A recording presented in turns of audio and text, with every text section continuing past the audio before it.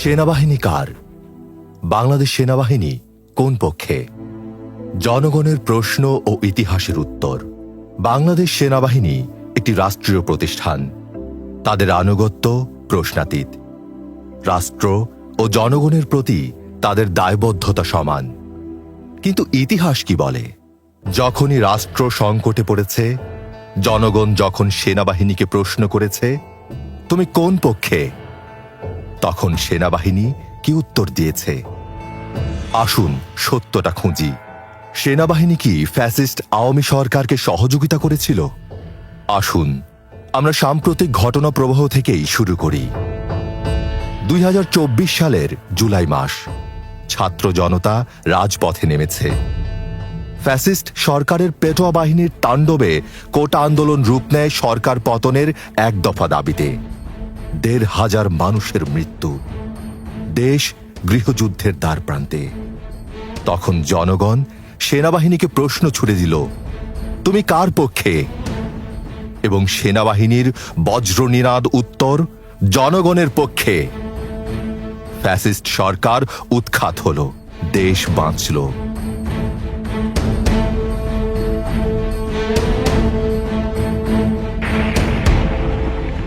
এবার একটু ইতিহাসের পাতায় ফিরে যাই। 1971 সালে পাকিস্তানি হানাদার বাহিনী যখন গণহত্যা চালাচ্ছিল, তখন বাঙালি সেনারা কি পাকিস্তান সরকারের পক্ষে দাঁড়িয়েছিল? না, তারা বিদ্রোহ করেছিল, প্রথম সশস্ত্র প্রতিরোধ গড়ে তুলেছিল। সেনাবাহিনী জনগণের কাতারে দাঁড়িয়ে মুক্তিযুদ্ধে নেতৃত্ব দিয়েছিল। এবার আসি 1975 সালে। 1975 সাল, দেশ অন্ধকার পরিস্থিতির দিকে এগোচ্ছে, চারিদিকে চরম অস্থিরতা। তখনও দেশপ্রেমিক সেনাবাহিনী জনগণের পক্ষেই ছিল।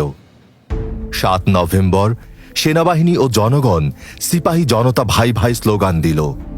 জনগণ ও সেনাবাহিনী একসাথে দেশকে স্থিতিশীল করল। 1990 সাল, স্বৈরশাসক এরশাদের পতন। জনগণের কাতারে দাঁড়ানোর কারণেই সেনাবাহিনী বাধ্য করল স্বৈরশাসককে ক্ষমতা ছাড়তে। এরশাদ কারাবরণ করল। এরপর সেনাবাহিনীর নিরপেক্ষ ভূমিকার কারণে একটি অবাধ ও সুষ্ঠু নির্বাচন সম্ভব হল। 1996 সাল, জনতার রায়ে পরিবর্তন এলো। সেনাবাহিনীর নিরপেক্ষ অবস্থানের কারণেই শান্তিপূর্ণ ক্ষমতা হস্তান্তর সম্ভব হল।